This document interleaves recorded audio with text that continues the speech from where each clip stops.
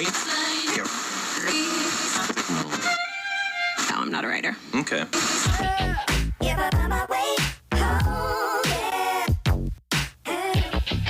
Quelle est la procédure à suivre pour M.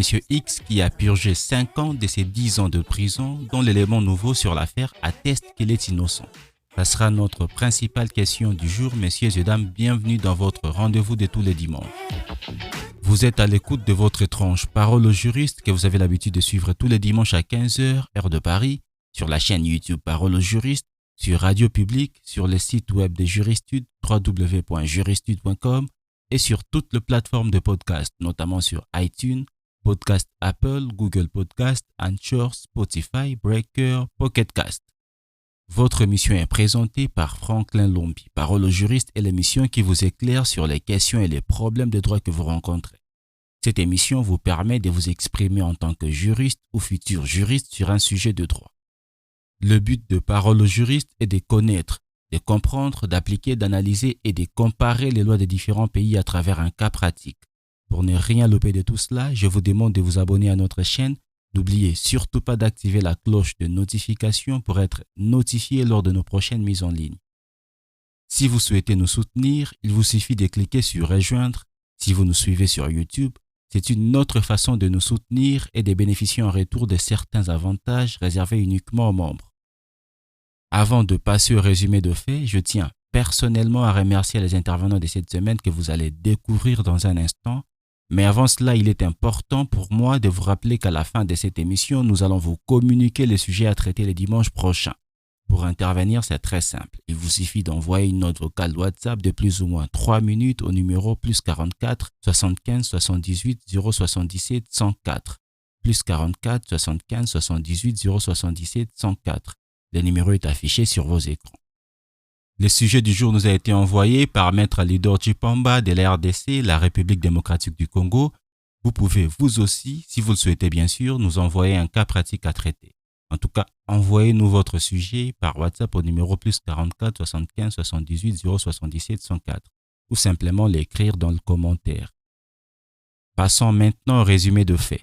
Parole au juriste. Parole au juriste. Un juge décide de condamner M. X à 10 ans de prison ferme pour le fait de meurtre contre 2 personnes, Y et Z.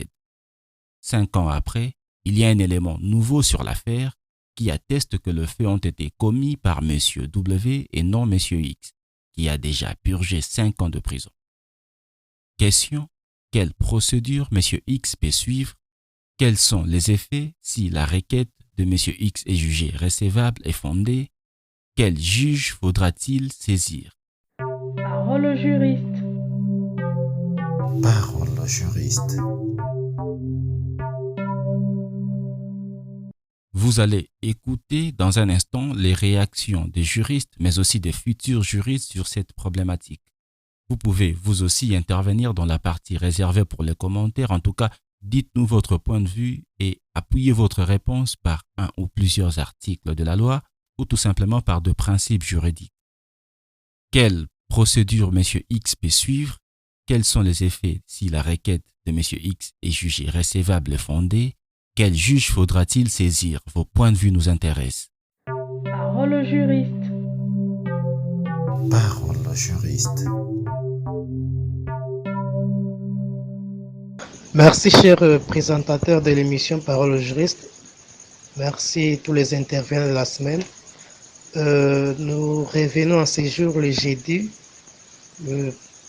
donc le 1er décembre 2021, après une longue période avec une formation en droit international sur les crimes internationaux. Voilà, nous sommes revenus pour répondre à la thématique de la semaine. Il nous a été demandé d'analyser un cas pratique dont un monsieur X a été condamné à 10 ans pour meurtre de 2 personnes, alors qu'il s'est avéré, après 5 ans de sa condamnation, il y a des faits nouveaux qui attestent que ce n'était pas lui qui aurait tué, mais c'était une autre personne. Alors, on nous demande quelle procédure M. X peut suivre, quels sont les effets de la requête, donc quels sont les effets si la requête de M. X est jugée recevable et fondée, et quel juge faudra-t-il saisir.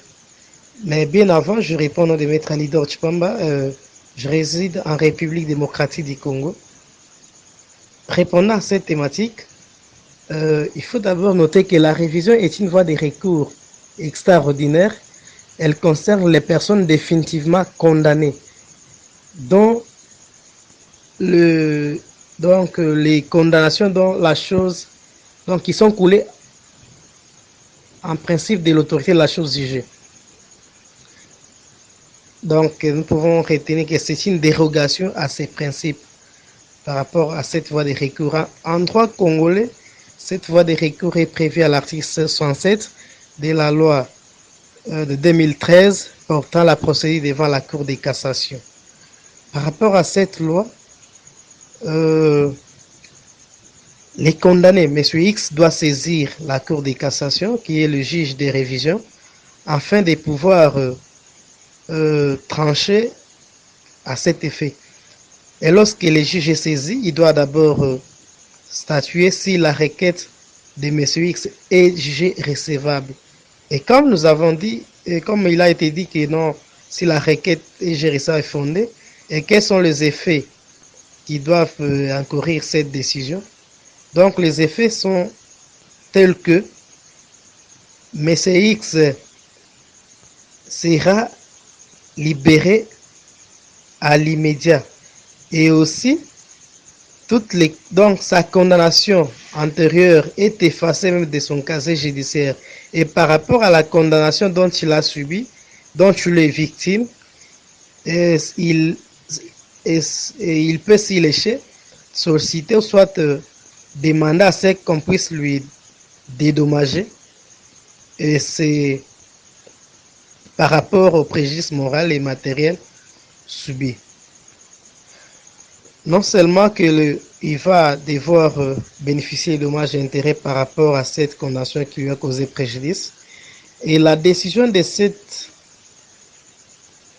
recours en révision sera affichée dans la localité où est prononcée la condamnation, aussi au siège de la juridiction qui statue en matière de révision, et également là au lieu où l'action publique a été ouverte avant sa condamnation, également au domicile des demandeurs en révision, et enfin de son dernier domicile lorsque la victime est décédée. Même aussi en outre, le demandeur en révision peut aussi demander à ce que la décision sur les recours en révision soit publiée au journal officiel et à ses frais. Par rapport aux frais d'instance à cette procédure, le frais d'instance est à la charge du trésor public, donc c'est à l'État qui doit pouvoir donc payer ses frais. Et s'il est prouvé que non, le recours en révision n'est pas recevable et fondé, donc la Cour doit devoir renvoyer l'affaire devant une autre juridiction de même rang, ou soit devant le même juridiction, donc devant la même juridiction mais autrement composée. Voilà ce que nous pouvons dire par rapport à la thématique de la semaine. Parole au juriste. Parole au juriste. Bonsoir tout le monde. Bonsoir à l'équipe Juristude. Je réponds au nom de Saint-Olodric, d'origine haïtienne, demeuré domiciliaire en Haïti. Je vais répondre succinctement avec le titre de cas. Un juge décide de condamner M. X à 10 ans de prison ferme pour les faits de meurtre. 5 ans après, il y a un élément nouveau sur l'affaire qui atteste que les faits ont été commis par M. W. Dans ce cas, M. X peut intenter une action, une procédure en révision. M. X peut intenter une procédure en révision. La deuxième question, quels sont les effets si la requête de M. X est jugée recevable et fondée? Si la requête de M. X est jugée recevable et fondée, le tribunal peut ordonner la libération immédiate de M. X et d'ordonner aussi la réparation parce que M. X a été mal jugé et mal condamné. Et le tribunal que M. X peut saisir ou bien qu'il faudrait saisir, c'est la Cour de cassation. Chez nous en Haïti, on a la Cour de cassation comme plus haute instance judiciaire. C'est la Cour de cassation qui est compétente pour connaître cette affaire, qui est la procédure en révision. Merci. Bonne journée, bonne soirée à vous tous. Parole au juriste. Parole au juriste. Bonsoir, c'est l'étudiant Vincent, étudiant en troisième grade droit en République démocratique du Congo. J'avais aussi quelques éléments de réponse sur les cas présentés par les sites cours juristes. Pour la première question qui veut savoir quelle est la procédure que M. X peut suivre, nous disons que M. X va initier la révision en cassation. Et pour la deuxième sous-question qui demande quels sont les effets si la requête de M. X est jugée recevable et fondée, voilà, nous disons que il y aura révision des erreurs judiciaires qui ont été commises et après révision, le monsieur sera libéré, il sera indemnisé et enfin, on va récupérer les coupables retrouvés pour le juger puis le condamner. Et la dernière question qui demande quel juge faudra-t-il saisir, voilà, nous disons c'est les juges de la Cour de cassation. Donc là où nous allons, où le monsieur X devrait initier l'action en révision du jugement qui a été rendu, le jugement qui condamnait les prévenus X. Parole au juriste. Parole au juriste. Bonsoir, messieurs, dames.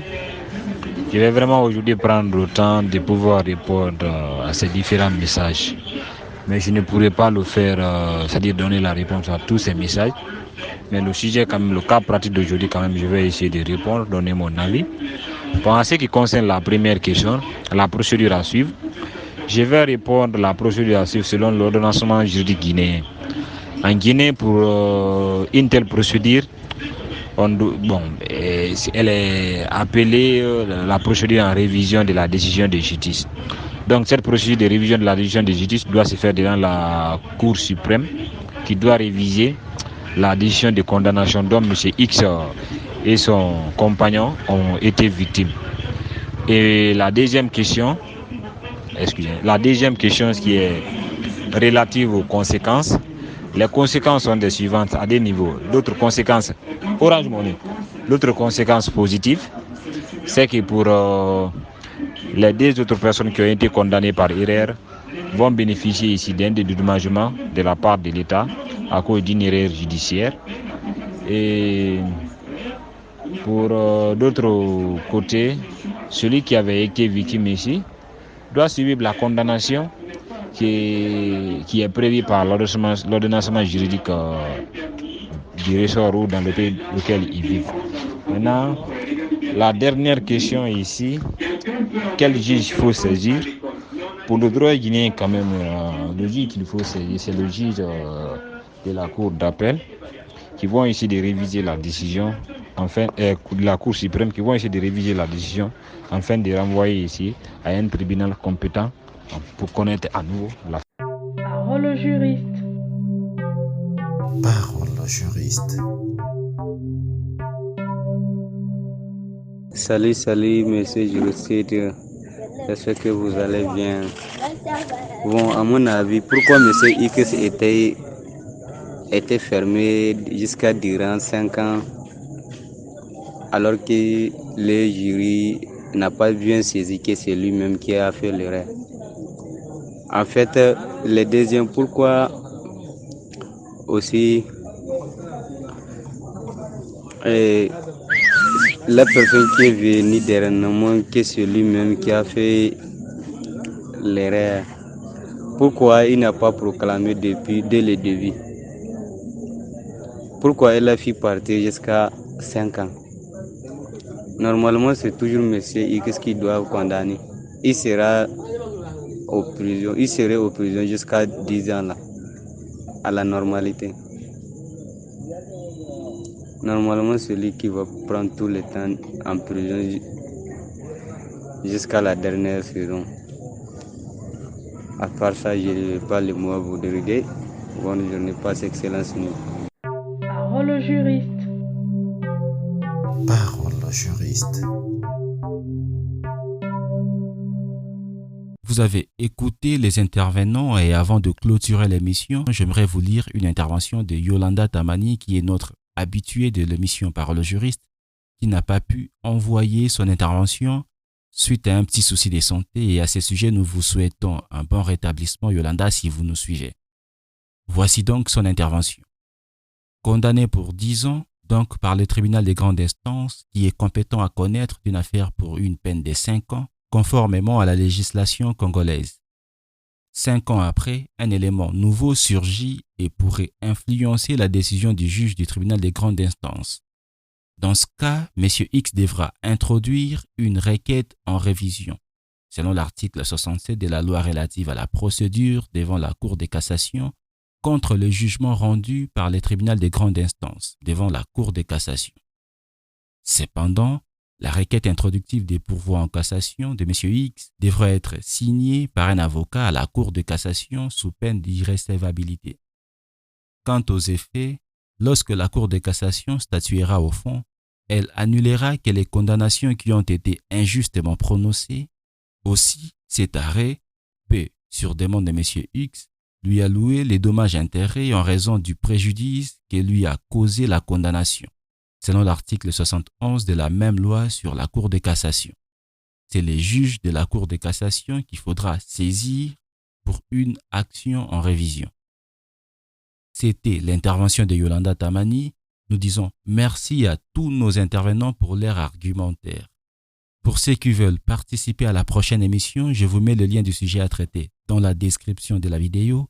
Je vous donne rendez-vous le dimanche prochain sur la même chaîne, même heure. Restez connectés sur notre chaîne pour d'autres vidéos qui vont suivre. Je vous dis à très bientôt. Parole au juriste, tous les dimanches, toutes les semaines. Nous nous éclairons sur les questions et les problèmes des droits que nous rencontrons.